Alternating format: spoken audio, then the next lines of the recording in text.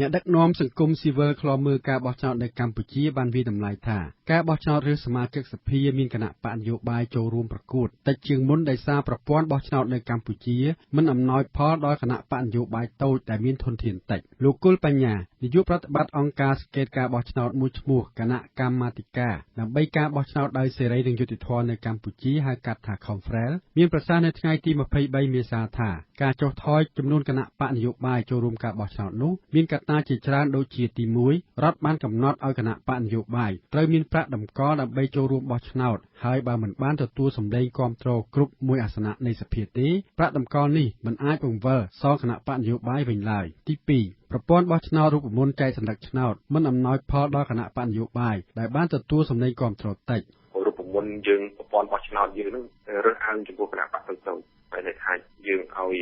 យរូបមន្តនឹងវាមានការលើកទឹកចិត្តឲ្យគណៈបកណាដែលឈ្នះឲ្យបានច្រើនទី3រដ្ឋមិនបានផ្ដល់ការលើកទឹកចិត្តដល់គណៈបកនយោបាយដែលចង់ចូលរួមប្រកួតទី4គណៈបកនយោបាយខ្លះចូលរួមប្រកួតគ្រប់លើកតែមិនបានទទួលផលទី5គណៈបកនយោបាយខ្លួនឯងមានការលំបាកក្នុងការរៀបចំខ្លួនចូលរួមប្រកួតជាដើមគាត់យើងអាចបានយកចិត្តដាក់ឲ្យមានគណៈបកគូប្រជែងមួយទៅលើអានេះទីលានប្រកួតមួយស្មារតីគ្នាផងហើយគណៈបកនេះការថ្មីមកគ្នាធ្វើមិនគណៈបកដែលតូចនិយាយមិនថ្មីយូរឲ្យថាយូរទៅតូចមានលទ្ធភាពមានការរើសអើងមិនមានការផ្សាយតបផ្សាយមិនគ្រប់គ្រងគ្នាអានេះតែបញ្ហាយើងបង្កើតអានេះទីលានប្រកួតហ្នឹងគឺថាយើងអត់នេះហើយយើងអ្នកមានអំណាចហ្នឹងគណៈបកមានអំណាចគាត់ធ្វើអីដែរគាត់យកលទ្ធភាពអីគុណធានខ្លួនឯងទៅហើយច្បាប់ណាដែលធានាថាស្មើឲ្យប្រកួតប្រជែងនេះវាមានគេហៅថាមានទីលានប្រកួតស្មើគ្នាដើម្បីតែប្រកួតក្នុងស្អីដែរគេបើថាឥឡូវទៅដាក់10នាក់មនុស្សចាស់គេដាក់10នាក់មនុស្សចាស់ហ្នឹងបើថាក្មេង10នាក់គេដាក់ក្មេង10នាក់ហ្នឹងវាទៅស្មើគ្នាអញ្ចឹងហើយបើថាបើថាទម្ងន់ស្មើគ្នាខុសគ្នាទីទួយអីចឹងទៅគេមានអាលក្ខខណ្ឌមានស្អីពួកយើងអត់ចឹងទេអ្នកណាធ្វើអីធ្វើបានទេបើសេរីហើយអត់មានអ្នកណាគ្រប់គ្រងហ្នឹងជាបញ្ហាលោកគុលបញ្ញាបានរិះគន់ថានៅប្រទេសកម្ពុជាតំណាងរាស្ត្រដែលកើតចេញពីការបោះឆ្នោតតាមប្រព័ន្ធបច្ចុប្បន្ននេះមិនសូវបានបម្រើផលប្រយោជន៍ប្រជាពលរដ្ឋជាម្ចាស់ឆ្នោតនៅមណ្ឌលទេគឺអ្នកតំណាងរាស្ត្រទាំងនោះបម្រើផលប្រយោជន៍របស់គណៈបកនយោបាយរបស់គាត់ខ្លាំងជាងពីព្រោះពេលបោះឆ្នោតរើសគឺរើសគណៈបកនយោបាយហើយគណៈបកនយោបាយគឺជាអ្នកតែងតាំងបេក្ខជនតំណាងរាស្ត្រប្រចាំមណ្ឌលនីមួយៗព្រោះបុគ្គលម្នាក់ដែលជាប់អាសនៈហ្នឹងគាត់មិនហ៊ានទៅធ្វើអីខុសពីគណៈបកគាត់និយាយបើថាគណៈបកការអំណាចគាត់និយាយទៅរឿងអីក៏ជោគជ័យរដ្ឋថៃបើអីក៏ជោគជ័យឲ្យមកប្រឆាំងគណៈបកប្រឆាំងអីទៅហើយគណៈបកប្រឆាំងគាត់ទីទានទៅគណៈបកកម្មអំណាចទៅប៉ុន្តែវាអត់មានកំណត់ហុកទៀតទេព្រោះដោយសារបុគ្គលដែលជាប់មួយហ្នឹងគាត់មិនមែនបានជាប់ដោយស្លឹកឆ្នោតផ្ទាល់ទេពីប្រជារាស្ត្រទេគាត់បោះតាមរយៈគណៈបកទេចំណែកលោកហងពុទ្ធាជានាយកគណៈកម្មាធិការអព្យាក្រឹតនិងយុត្តិធម៌ដើម្បីការបោះឆ្នោតដោយសេរីនិងត្រឹមត្រូវនៅកម្ពុជាហៅកាត់ថា NECFEC មានប្រសាសន៍ថាចំនួនគណៈបកនយោបាយចូលរួមតិចដោយសារការចំណាយជារឿងសំខាន់តែធ្វើឲ្យប្រជាពលរដ្ឋដែលចង់ធ្វើនយោបាយនិងបង្កើតគណៈបកនយោបាយខ្លះមិនមានលទ្ធភាពចូលរួមបានទេបាទខ្ញុំយល់ថាតាមពិតអ្វីៗទាំងអស់ត្រូវអនុលោមតាមច្បាប់ហើយច្បាប់នេះឯងកំណត់ឲ្យថាគណៈបកនឹងត្រូវមានសមាជិកប្រមាណទើបអាចបង្កើតជាគណៈបកបានហើយត្រូវបោះសាលិកាប្រមាណអញ្ចឹងនេះក៏ជាចំណុចមួយរារាំងដល់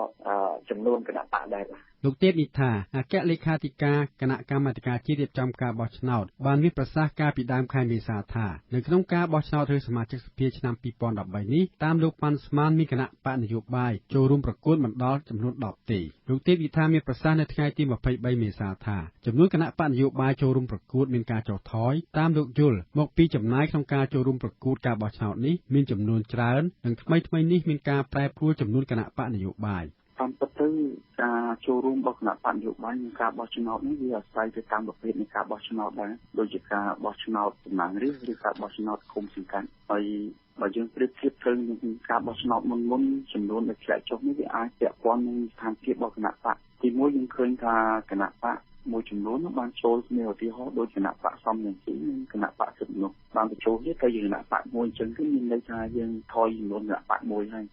បកនរោត្តមរណរដ្ឋនិងគណៈបកពុនទៅចូលទៀតហើយម្យ៉ាងទៀតនឹងការចូលរួមក្នុងការបោះឆ្នោតថ្នាក់ជាតិនេះវាត្រូវចំណាយធំទាំងទុនធានមនុស្សទាំងថវិកាឧទាហរណ៍ថាដើម្បីដាក់បេក្ខជនគឺយ៉ាងហោចនឹងក៏ដាក់ចំនួន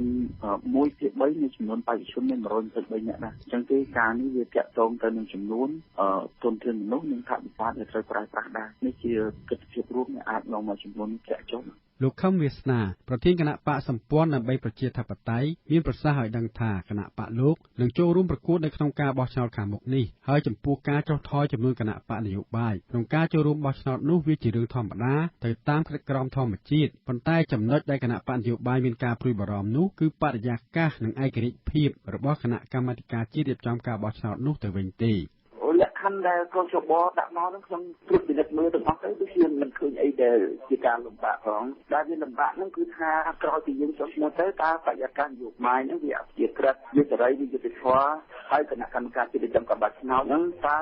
វាមានភាពលំអៀងឬអត់ប៉ុន្តែរឿងការចុះឈ្មោះហ្នឹងដូចជាមិនឃើញមានលក្ខណៈអីដែលលំបាករហូតដល់គណៈបកនយោបាយខូចចុះដោយសារតែលក្ខខណ្ឌដែលកោជបតម្រូវដើម្បីឲ្យយើងចុះឈ្មោះក្នុងទីបោះឆ្នោតហ្នឹងទេនៅក្នុងការបោះឆ្នោតរាជតំណាងរាស្ត្រអាណត្តិទី5នេះគណៈបកប្រឆាំងធំពីរនៅកម្ពុជាគឺគណៈបកសំរងស៊ីនិងគណៈបកសិទ្ធិមនុស្សបានសម្រេចរួមគ្នាបង្កើតគណៈបកនយោបាយមួយឈ្មោះគណៈបកសង្គ្រោះជាតិដើម្បីប្រមូលសម្លេងគាំទ្រឲ្យបានច្រើនប្រកួតជាមួយគណៈបកប្រជាជនកម្ពុជាដែលកាន់អំណាចរដ្ឋាភិបាលចំនួនគណៈបកនយោបាយដែលចូលរួមបោះឆ្នោតរាជតំណាងរាស្ត្រគិតចាប់តាំងពីឆ្នាំ1998មកមានការចុះថយជាលំដាប់នៅក្នុងឆ្នាំ1993មានគណៈបកនយោបាយចំនួន20ចូលរួមមកដល់ឆ្នាំ1998មានគណៈបកនយោបាយចំនួន39ចូលរួមនៅឆ្នាំ